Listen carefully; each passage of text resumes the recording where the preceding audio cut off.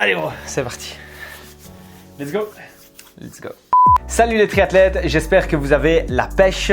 Comme vous l'avez vu, on est avec Mathieu pour une nouvelle vidéo parce que ça fait déjà quelques semaines qu'on a franchi la ligne d'arrivée du triathlon XL de Gérardmer 2021 et donc il est venu le temps de faire le compte rendu de cette course. Ouais, et autant vous dire que c'était une très belle journée et qu'on a vécu déjà de super beaux moments.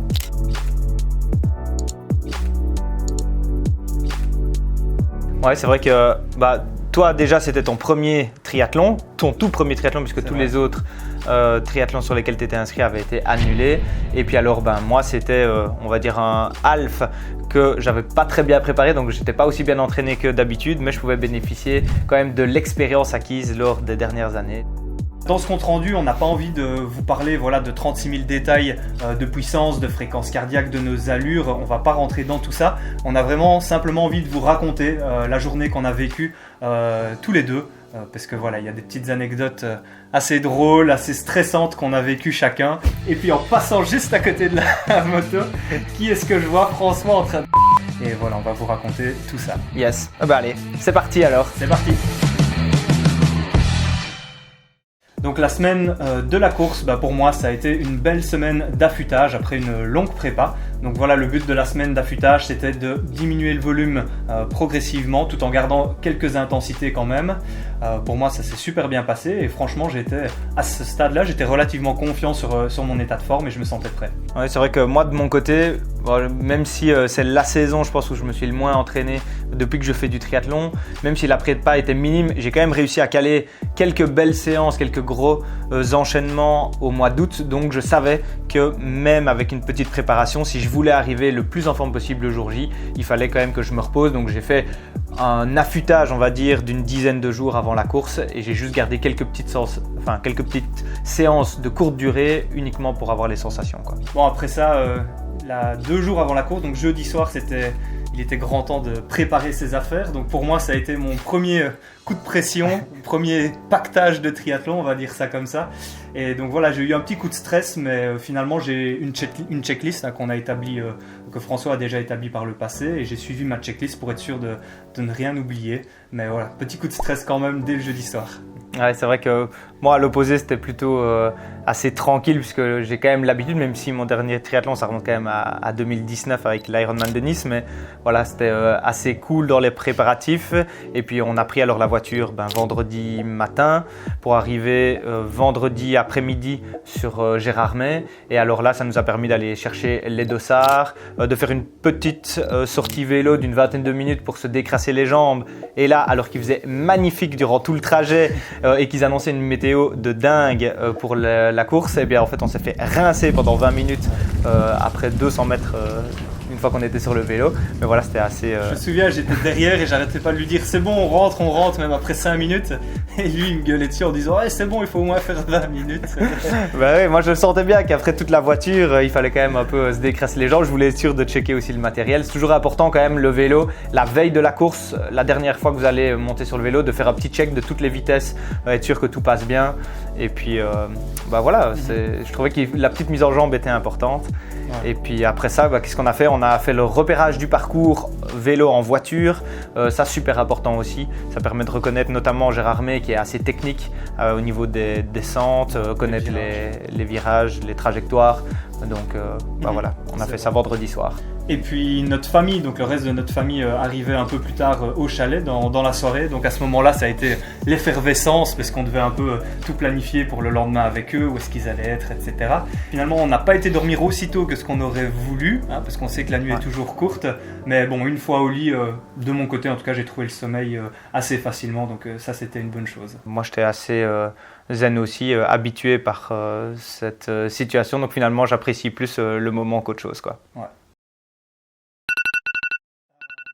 Le jour de la course, réveil à 5h45 pour tous les deux. Donc là, le matin, le programme est quand même bien chargé avant de partir. Il faut mettre les tatouages, remplir les bidons, préparer toute la nutrition, se préparer, donc enfiler sa trifonction et tout ce qui va avec. Et c'est vrai que moi j'étais un peu stressé parce qu'il fallait faire tout ça mais en même temps prendre le petit déjeuner. Donc je me souviens que François, lui de son côté, il était assez zen, assez méticuleux. Mais moi c'était un peu la panique entre mettre un tatouage, 2 bouchées du petit déj, je m'en sortais pas trop. Puis finalement ça a quand même été. Ouais, je trouve que tu t'en es quand même bien sorti. C'est vrai que moi j'ai l'habitude, donc de nouveau je me prends pas trop la tête. J'enchaîne chaque geste les uns après les autres parce qu'en fait j'ai une checklist. Mon matos est rangé dans l'ordre dans lequel je vais devoir les mettre, les enfiler ou les utiliser. Et donc en fait je me lève et puis après je suis comme un robot, j'ai plus qu'à effectuer chaque tâche les unes après les autres. Donc je sais comment ça fonctionne, quoi. J'étais un peu plus éparpillé comme ça. Et puis bon, on est parti en voiture, on n'était pas très loin, donc on est arrivé sur le site un petit peu après 7h, donc 1h30 avant le départ, donc on était large de ce côté-là. On a d'abord tous les deux installé notre vélo séparément, parce qu'on n'était pas l'un à côté de l'autre dans le parc non plus. Ensuite, on a été poser nos sacs de transition dans l'aire où on dépose tous les sacs, et avec François, on a effectué déjà le trajet qu'on allait faire dans la zone de transition, à la sortie de l'eau, prendre les sacs, la tente, le vélo. Donc on a repéré tout ça à l'avance et j'ai trouvé vraiment ça hyper utile. Ouais. Bah c'est vrai qu'en plus, moi, ça me permettait, tout au long de notre installation et du repérage des transitions, de glisser quand même quelques conseils liés vraiment à la course. Donc ça, c'était intéressant. Et puis après, on a enfilé le bas de nos combis. On a commencé tout doucement à s'échauffer un petit peu au niveau du haut du corps avant de se diriger calmement vers la zone de départ. Ouais. Ce qui est drôle, c'est que moi, je me souviens à partir du moment où on a mis les pieds dans le parc, et moi j'avais un stress, hein. J'avais l'impression qu'on allait manquer de temps et à chaque nouvelle étape de tout ce qu'on devait faire, j'étais en train d'un peu houspiller François pour qu'il se dépêche parce que j'avais l'impression qu'on allait rater le départ alors qu'au final on était super large. Mais donc voilà, comme cette envie d'être toujours en avance surtout, et ça te faisait bien rire. Ouais, ça me faisait rire parce que moi je sais bien qu'on est venu justement largement en avance pour avoir le temps de faire chaque chose, donc ça sert à rien de se presser et de se mettre une pression inutile supplémentaire. On effectue chaque tâche de préparation minutieusement. Moi en plus j'aime bien de me visualiser déjà durant la course en train d'effectuer chacun des gestes que je vais faire soit aux transitions ou durant la course, donc voilà, pas de stress. Et effectivement j'avais l'impression de te ralentir un peu, mais finalement on était bien à temps là où il fallait. Ouais. Et donc on quitte toute l'ère de transition. Là on croise nos compagnes justement pour un dernier petit bisou, une dernière photo pour les derniers préparatifs pour la partie natation. Et puis on leur dit au revoir. On se rend progressivement vers le départ de natation. Là je me souviens, on s'est fait un dernier petit check, ouais. On s'est fait un dernier check et on s'est dit voilà, chacun va de son côté pour le départ. C'est ça. Ouais, c'est vrai que c'était le but, c'était de pouvoir déjà se mettre chacun dans notre bulle avant de démarrer la course, et puis en plus de pouvoir avoir la liberté de choisir son lieu de départ, puisque en fonction vu que c'est un mass start, en fonction de la masse d'athlètes qui est là, on préfère se mettre un peu plus à gauche, au milieu, à droite, un peu plus en retrait. Donc voilà, on a fait ça chacun de notre côté et on était concentrés, quoi. C'est très bien comme ça. Ouais. Alors pour le départ, moi je décide de me placer un peu comme ça vient, je me mets vers le milieu, en 3e, 4e ligne. Je vous avoue qu'à ce moment-là, ma fréquence cardiaque, je sentais qu'elle était quand même haute alors que j'étais au repos. Donc voilà, le petit stress du départ entouré de tous les athlètes. Moi, je me suis mis en fait un petit peu sur la gauche, derrière un gros pack d'athlètes qui me semblait être pour moi les bons nageurs, en tout cas le pack qui allait nager assez vite. Et je me suis dit, voilà, en me mettant peut-être 5-6 lignes derrière, j'allais me faire emmener par cette masse de bons nageurs, du moins essayer, quoi. Ouais. À 8h45, ça y est, le départ est donné. Tout le monde qui se jette à l'eau, et moi aussi. Et puis là, j'ai découvert directement la fameuse machine à laver de Gérard May, qui n'était pas aussi chaotique que ce que je l'avais imaginé, dans le sens où finalement il y a du monde partout, mais autour de soi, on a un nageur à gauche, un à droite, devant, derrière, donc en soi, ça allait encore. Dès le début, moi j'arrive à nager un petit peu, et puis c'est clair que je me retrouve entre plusieurs athlètes, donc je passe au-dessus d'un, puis je sens qu'il y en a un autre qui me passe dessus. Bref, c'est assez normal pour un mass start, je pense. Et puis finalement, j'arrive à la première bouée où là, c'est un petit peu l'entonnoir. Et donc, je suis forcé de faire quelques mouvements de brasse pour voir où je vais. Ensuite, pour le reste du parcours, je m'en sortais plutôt pas trop mal. Les sensations étaient quand même bonnes. J'essayais de drafter à gauche ou à droite un athlète sur base des conseils de François, mais là, je pense que c'est l'expérience qui prime quand même, parce que j'avais l'impression que c'était impossible de suivre un autre nageur pendant plus de 30 secondes. Mais j'étais quand même content. Et puis sur le retour, là, ça a été un peu plus difficile parce qu'on avait le soleil qui se levait face à nous. Et donc, j'étais un peu perdu. Je ne savais pas trop où était la sortie de l'eau. Et donc, j'ai eu qu'un choix. C'était finalement de suivre les autres athlètes. Quand j'ai petit à petit aperçu l'arche, je savais que la natation était presque finie. Donc, c'était quand même un soulagement. Ouais. Bah, c'est vrai que c'était pas une natation facile de par déjà le soleil et puis le fait que c'est un mass start. Il y a beaucoup de triathlons qui se font maintenant en rolling start, mais je pense que la machine à laver, il y a moyen de réussir à se positionner pour ne pas prendre trop de coups, notamment au niveau de la respiration. Et moi, c'est ce que j'ai fait. Au départ, je me suis pas agité, je me suis laissé plutôt emmener par la masse, on va dire. Je sais bien que ça sert à rien de perdre trop d'énergie à ce moment-là, donc j'ai juste attendu peut-être 150-200 mètres avant de commencer à relever la tête pour voir où je me dirigeais, où était la première bouée. Puis après, j'ai trouvé un athlète qui avait l'air de nager à mon allure. Je me suis calé juste derrière lui et finalement, il m'a emmené jusqu'à la première bouée. T'as de la chance, toi. Bah ouais, bah après, c'est peut-être un peu l'expérience, mais finalement, moi, je trouve que c'est assez facile de suivre des pieds. Encore faut-il qu'ils aillent droit. Mais sinon, après, bah, pour tout le reste de la natation, j'ai pris à chaque fois des pieds d'athlètes quand il y avait un petit groupe qui passait sur le côté et je voyais qu'ils allaient peut-être un peu plus droit vers la bouée. En fait, je me décalais un petit peu pour prendre d'autres pieds, mais je suis resté tout le temps dans les pieds. J'ai pris toutes les bouées à la corde. Donc finalement, une bonne natation sans dépenser trop d'énergie, en bénéficiant un peu du drafting. Et puis alors, pour le retour, même face au soleil, je savais bien que c'était pas tout à gauche ni tout à droite, vu qu'on était au milieu entre les deux berges. Il fallait tout simplement aller vers l'arche, mais c'est vrai que c'était un peu stressant de ne pas l'avoir. Et finalement, je suis arrivé bien. J'ai juste battu un petit peu des jambes vers la fin pour les activer avant de passer à la T1. Mais sinon, bonne natation. Ok.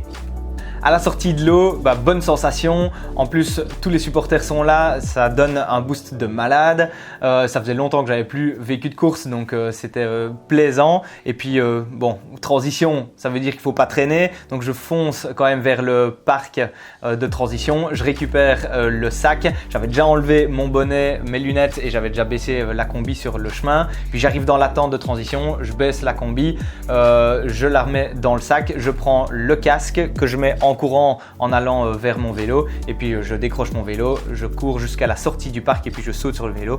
Finalement ça va très vite, une transition 1 en tout cas du moins j'ai l'impression et le jour de la course finalement ça fait un chrono d'1 minute 34 sur la T1, ce qui me fait le 3e meilleur temps sur la course. Donc voilà, transition rapide mais efficace.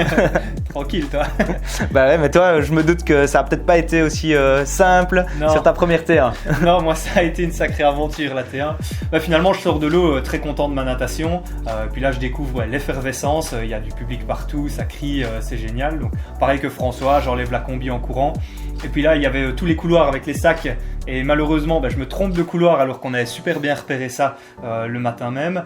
Dans mon malheur, mon sac était tout au bout du couloir, donc j'avais juste à faire un demi-tour pour revenir et le récupérer. Donc ça, finalement, j'ai perdu quelques secondes là-dessus. Puis finalement, dans la tente, moi, je me pose, je reste debout au milieu de tous les athlètes qui étaient déjà en train de se changer. Et puis, j'enlève ma combi, sauf que là, le drame, en enlevant ma combi, il y avait une petite résistance au niveau de la cheville et je m'en suis pas rendu compte, erreur de débutant et en fait j'ai enlevé ma puce de chrono en même temps, elle est restée coincée dans ma combi, mais ça je m'en rendrai compte plus tard sur le vélo, mais l'air de rien, sinon je fais une transition normale, je monte sur mon vélo un tout petit peu en titubant parce que j'avais encore la tête qui tournait un peu et je suis content que la natation soit derrière moi et je me réjouis de rouler et de découvrir ce magnifique parcours. Une fois sur le vélo, après quelques kilomètres, je découvre enfin la fameuse montée du Poli on avait fait la reconnaissance la veille, sauf que cette fois-ci, il y avait un monde de dingue avec une ambiance de folie, donc ça c'était génial et ça donne un bon gros coup de boost dès le début du parcours. Un coup de boost qui a été pour moi un peu de courte durée parce que c'est à ce moment-là, un peu après, que je me suis rendu compte en regardant ma cheville que j'avais plus ma puce et donc gros coup de stress quand même, je vous le cache pas. Je me voyais déjà disqualifié, sans chrono, sans le speaker qui cite mon nom à l'arrivée. Gros coup de pression, mais sinon je suis resté concentré dans mon parcours malgré tout. Je me suis dit que dans tous les cas j'allais faire le triathlon jusqu'au bout, et ce qui était le principal. Globalement les sensations elles sont super bonnes sur le vélo. Je me fais quand même dépasser par quelques athlètes qui sont clairement meilleurs que moi, mais je reste à mon rythme. J'ai un capteur de puissance, donc j'avais une idée plus ou moins d'où je me situais en termes d'intensité et j'étais dans le bon. Je découvre un parcours qui est superbe, en plus la météo est quand même magnifique à ce moment-là. Il faisait encore un peu frais le matin, mais on sentait qu'il allait faire beau. Et finalement, moi je boucle le premier tour en 1h03, donc je suis super content à ce moment-là de où j'en suis. Moi, je pense qu'au départ, comme j'ai mes chaussures qui sont déjà fixées sur le vélo, je suis juste sauté sur le vélo, je me suis assuré au début d'être bien dans mes chaussures. Et puis je me rappelle vraiment m'être dit, là ici, cette année, j'avais 2500 km seulement de vélo au compteur. Donc je savais que c'était l'année où j'étais le moins préparé et que c'était sur le vélo où ça allait sûrement être difficile. Mais avec le VTT, puisque dans les 2500 km, j'ai une bonne partie de VTT, je me suis dit qu'au moins j'avais bossé un peu les côtes et que l'effort, j'allais essayer de gérer ça correctement. Et puis sensation un peu bizarre, c'est la première fois que j'avais ça, mais au début sur les premiers kilomètres à vélo, j'ai ressenti des douleurs aux adducteurs. Donc je pense que c'était comme des débuts de crampes, je sais pas trop pourquoi, mais c'était peut-être juste la mise en jambe. Donc voilà, j'ai juste pas forcé, j'ai attendu 1 ou 2 kilomètres et puis alors après finalement c'est passé assez vite et je me suis retrouvé à ce moment-là dans la côte du Poli, donc ça tombait bien. Ambiance de feu, supporters à gogo, un peu comme au Tour de France, la sono, franchement c'était encore mieux que dans mes meilleurs souvenirs, parce que je l'avais déjà fait en 2014 et 2016, mais là je trouvais que c'était encore un level au-dessus. Donc voilà, bien gérer quand même l'effort, puisque je sais que sur la première côte on peut justement se griller complètement et envoyer beaucoup trop de watts. Donc j'ai essayé de lever le pied même si je savais que j'allais perdre des places et j'étais ok avec ça dans ma tête dès le début. Donc voilà, en plus à ce moment-là je savais que j'avais bien nagé, j'avais fait une T1 éclair, donc je me disais que même si je ne savais pas du tout où tu étais, il y avait peut-être une chance que je sois devant toi et que j'allais pouvoir te voir me dépasser sur le vélo. Du côté de nos familles, c'était bien aussi de ne pas nous dire qui était devant et derrière, comme ça nous permettait chacun de faire notre course. Et puis d'ailleurs moi sur la première boucle et deuxième boucle de vélo, j'ai essayé de gérer au maximum mon effort. Je sais bien qu'à Gérardmer, c'est ça qui est important, c'est d'être régulier sur chaque tour à vélo. Donc voilà, premier tour sans forcer pour éviter de me mettre dans le rouge. Heureusement, je connaissais quand même déjà un peu le parcours et grâce à la reconnaissance, dans les descentes, je reprenais énormément de place parce que j'avais des super trajectoires et pas peur de louper un virage. Donc avec le contre-la-montre, ça allait fort vite. Et puis alors, au milieu du premier tour, il y a un mec qui m'a dépassé et qui revenait de derrière et qui t'avait dépassé en amont. Donc il m'a dit que tu étais derrière. Donc je savais que tu n'étais pas loin et donc a priori que tu allais revenir. Mais je suis resté dans ma course, je suis resté régulier dans mon effort et donc j'ai fait la première boucle comme ça en 1h04 et puis deuxième boucle sur le même rythme, même effort en gérant bien en 1h03, donc super content. Puis je te voyais toujours pas, donc je me dis bonne nouvelle, c'est que finalement je fais un bon vélo quoi. Moi pour la deuxième boucle, tout se passe bien, je suis ma stratégie de nutrition et d'hydratation aussi, c'est quand même important, donc de ce côté-là j'essaie de rester régulier. Sur le parcours aussi, ça j'ai trouvé super chouette, c'est qu'au final dans certaines côtes, on discute avec d'autres athlètes et donc j'ai eu l'occasion que certains me reconnaissent de par la chaîne YouTube, etc. Donc peut-être certains d'entre vous au final, donc ça c'était super chouette d'échanger avec d'autres athlètes. Deuxième tour, c'est quand même bien passé aussi pour moi. Je le boucle en 1h04, donc 1 minute de plus. Et moi, à ce moment-là, à la fin de deuxième tour, je sais toujours pas où est François. Je sais pas s'il est devant ou loin derrière, aucune idée pour moi. Alors que finalement, on se suivait. De pas trop. Peut-être 2 minutes. Ouais, voilà. Troisième tour. Dernière côte du Poli, grosse ambiance à ce moment-là, c'est vraiment le pic. On a d'ailleurs tous les deux une super belle photo avec notre papa qui était sur le côté de la route.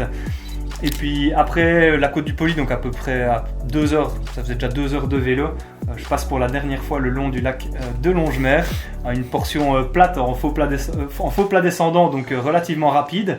Et puis j'étais un peu dans les prolongateurs on va dire, et là au loin je vois une moto avec un signaleur qui fait signe de se mettre un peu sur le côté et je me demandais ce que c'était, et puis finalement je vois un vélo couché un peu à côté, mais c'est tout ce que je vois.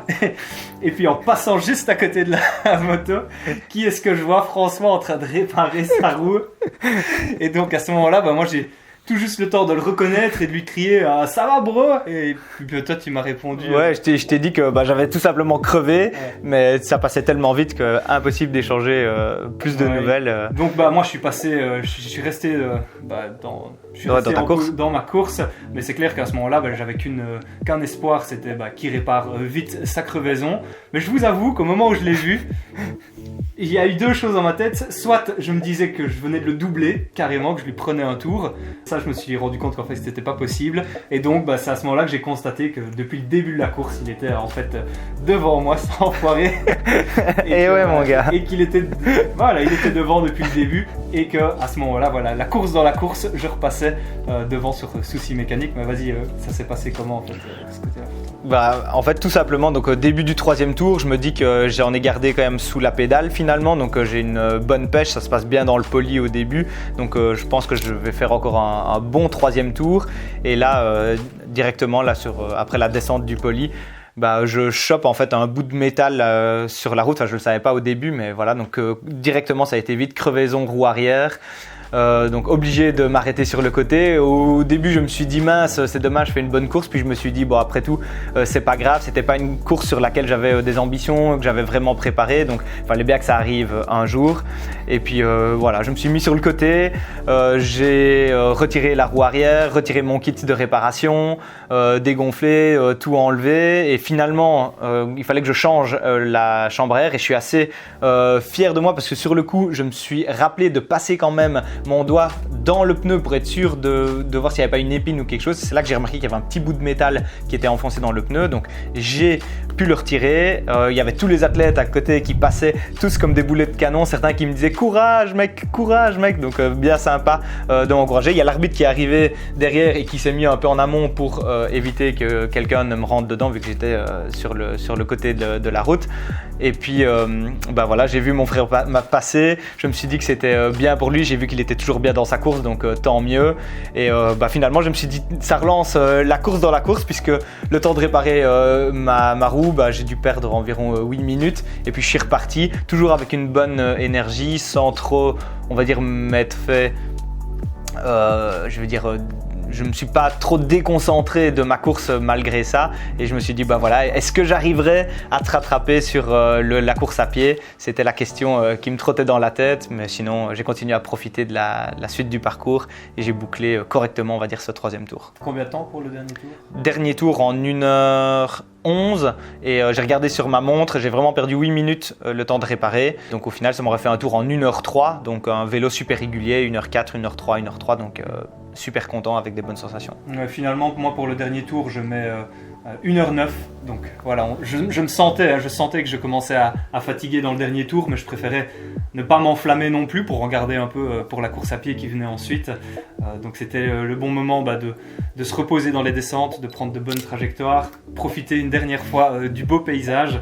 Et je vous avoue que voilà, au moment où je pose le vélo, je suis quand même content que ce soit passé, que ce soit derrière moi, et je me réjouis à ce moment-là d'entamer la course à pied. Ouais. C'est vrai que le parcours est beau, donc tant mieux si on a l'occasion de profiter du paysage.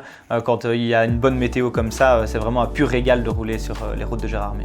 Du coup, transition 2, je pose mon vélo tranquille et puis je cours jusqu'au sac de transition. Là, je récupère mon sac et puis je m'assieds au milieu de la tente qui était presque vide à ce moment-là. Qu'est-ce que j'entends ? Ça va, bro? le frangin qui se ramène et qui avait fait finalement son retard sur le vélo. Et donc, moi, j'ai à peine le temps à ce moment-là de lui dire que j'ai perdu ma puce. C'est tout ce que je t'ai dit. Que je le vois déjà repartir, en fait. Ouais, c'est vrai que moi, j'ai fini mon vélo. Je pose le vélo, je prends mon sac et je suis rentré dans la tente. Et je te vois justement assis là. Je me dis, c'est pas possible. Ça faisait quand même, au moment où tu m'avais dépassé sur le vélo, moi, j'avais encore mis un peu de temps avant de finir de réparer, donc j'étais assez surpris de te voir, donc c'est pour ça que j'étais surtout content de me dire que je t'avais déjà rattrapé, et j'ai vite enfilé mes chaussures. Tu as eu le temps de me dire que tu avais perdu ta puce, et puis finalement moi j'étais reparti et j'avais le deuxième meilleur temps sur la T2 et deuxième meilleur temps T1 plus T2, donc finalement je me suis dit que c'était pas si mal avec plus aucun triathlon depuis 2019, depuis l'Ironman de Nice, et au moins je suis sur le podium sur une des parties de la course. Ouais, ça je l'ai vu que tu as eu le deuxième meilleur temps en transition. Le mec il est arrivé, il est reparti. Et moi en fait je pense que tu es arrivé au moment où j'étais en train d'ouvrir mon sac de transition, et j'ai été un peu surpris parce qu'en fait en ressortant mes chaussures, j'ai remarqué que l'organisation avait détecté le fait que j'ai plus ma puce et donc il m'avait mis une nouvelle puce autour de ma chaussure. Donc c'est pour ça que ma transition a été un peu plus longue aussi. J'étais content de me dire que finalement j'allais pouvoir aller jusqu'au bout sans problème. Bravo à l'organisation en tout cas pour cette démarche-là qui fait super plaisir. Donc moi la transition, je mets ma nouvelle puce, les chaussures et puis je pars et finalement je pars une vingtaine de secondes après toi de la T2. 20 secondes derrière. Bon, à ce moment-là, c'est parti pour 21 km de course à pied, un semi-marathon. Les jambes sont plutôt bonnes. En plus, dès la sortie du parc de transition, il y a nos supporters qui sont là pour nous encourager. Donc ça donne un petit coup de boost dès le début. Pour la petite anecdote marrante, il y a notre père qui était là justement et je me souviens à ce moment-là qu'il m'a crié « C'est bien, t'as rattrapé François !» Alors qu'en fait, il n'était pas au courant que François avait crevé et perdu 8 minutes sur le vélo. Donc ça m'a quand même fait sourire dès le début. Sinon, je trouve rapidement mon rythme, les jambes sont bonnes, sauf que je suis vite cassé par les quelques modules à escalader. Gérard May est bien réputé sale pour ça. Puis il y a les quelques côtes aussi, donc je découvre la complexité et la difficulté finalement de ce parcours de course à pied. Mais l'air de rien, je ne m'emballe pas et je reste à mon rythme. À la moitié du premier tour, là où il y a un demi-tour, je croise François justement. Je fais le calcul, il a plus ou moins 2-3 minutes d'avance déjà à ce moment-là. Et je sais dans un coin de ma tête que c'est la dernière fois que je vais le voir parce que il a un rythme, il est meilleur en course à pied et je pense que ce jour-là il avait de bonnes jambes, mais l'air de rien, moi je me cale dans ma course et puis je finis le premier tour. Je suis content de savoir que j'ai déjà fait un tiers, donc je récupère le premier chouchou. Et de ton côté, la course à pied? Moi franchement, ça s'est plutôt bien passé, contre toute attente finalement, parce que j'avais aussi peu de courses à pied. Je sais bien que le départ, forcément, c'est toujours tonitruant parce que il y avait la famille, les amis du club, les supporters, tout ça, donc ça donne toujours un gros boost de motivation quand on démarre la course à pied. Mais c'est vrai que j'étais quand même pas serein parce que j'avais ma plus longue sortie de l'année, c'était un 15 km il y a 3 semaines avant la course. J'avais plus couru 21 km depuis une éternité, donc j'étais pas vraiment sûr ni même de mes allures, j'avais pas de cardio-fréquence-mètre, donc je suis parti sur un tempo qui me semblait bon pour moi et que j'allais pouvoir tenir, même si j'ai pris un peu de risque quand même parce que c'était un tempo déjà assez soutenu et que je me suis dit je vais juste adapter le tempo en fonction du dénivelé du parcours. Et puis finalement j'ai remarqué que le rythme était dur mais que les sensations étaient bonnes au fur et à mesure des kilomètres. Je dépassais un max de monde, donc ça a continué à me motiver à tenir le rythme. Donc premier tour, deuxième tour, bien géré à peu près sur le même tempo.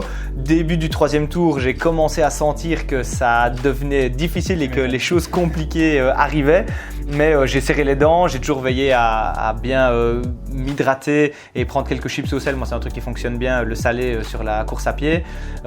Et donc, bien tirer sur les bras, essayer d'allonger un petit peu la foulée alors que la cadence, elle, est en train un peu de baisser. Et finalement, dans le dernier faux plat descendant de l'autre côté du lac, j'ai essayé de dérouler, on va dire, jusqu'à la ligne d'arrivée, quoi. Ouais. De mon côté, après le premier tour, je sais que ça va encore être long, mais je suis motivé, je suis déterminé. Je garde le même rythme encore une fois. C'est vrai que je fais bien attention à mon hydratation. Tu m'avais dit que je devais essayer de boire à chaque ravito, boire et manger si possible. Et donc moi j'ai pris la décision de marcher à chaque ravito, comme ça je prenais le temps de boire, manger quelques chips au sel également. J'avais aussi quelques gels que j'ai pris sur la course à pied. Mais en même temps, à ce moment-là, j'essayais de profiter du public aussi, de remercier tous les gens qui nous encouragent, qui ne nous connaissent pas, mais qui pour autant sont là pour nous féliciter. Ça faisait trop plaisir. Dans le dernier tour, pareil, j'ai essayé de... Comme François, finalement, on sent que la cadence diminue, mais la longueur de la foulée augmente, donc on a l'impression d'aller plus vite, mais en fait, on va pas nécessairement plus vite. Une fois que j'ai bouclé le troisième tour, je récupère le dernier chouchou, et donc je sais qu'il ne reste à ce moment-là que 400 mètres à parcourir et je sais que j'arrive au bout de mon triathlon, je sais qu'il reste plus grand chose. Les émotions commencent à venir à ce moment-là, je m'en souviens encore. Ça c'est pour la fin de la course à pied, mais juste avant qu'on vous dise comment s'est passée la fin de notre triathlon, on va juste vous donner les temps finalement qu'on a fait pour chaque discipline. En natation, François nage en 32 minutes 42 et moi en 33 minutes 52, donc finalement un peu plus d'une minute de plus que toi. Ouais, et puis sur le vélo, toi tu roules en 3h16 et moi en 3h19 avec les 8 minutes liées à ma crevaison. Ouais. Et puis François va courir le semi-marathon en 1h31 pour 1h45 de mon côté. Donc voilà, un petit quart d'heure de plus. Bon, maintenant, on va vous donner la fin de la course avec le chrono et le placement final. Ça y est, ravi d'arriver une dernière fois sur ces modules qui cassent bien les quadris. Et puis après, je sais que c'est la ligne d'arrivée. Donc, je profite de cette finish line parce que je me rappelle que la première fois que j'avais franchi cette ligne, c'était déjà il y a 7 ans sur mon premier half.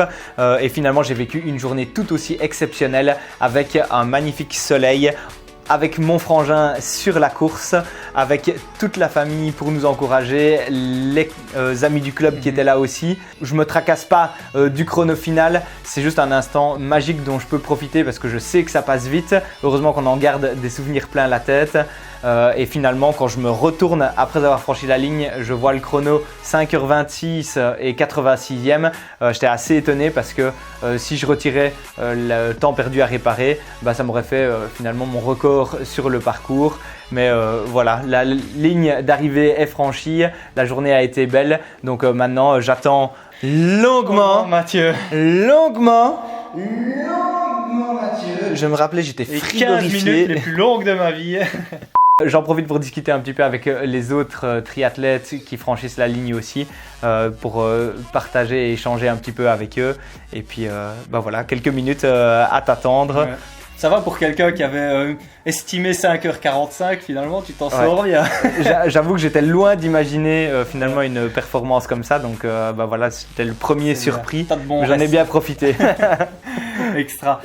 Voilà pour moi, en récupérant le dernier chouchou, il reste plus grand chose. Une dernière fois, les modules à passer comme François, avec le ponton sur l'eau. Voilà, je sais bien que j'arrive au bout. C'est beaucoup d'émotions à ce moment-là, mais un premier triathlon, il n'y en a qu'un seul, donc je compte bien savourer l'instant.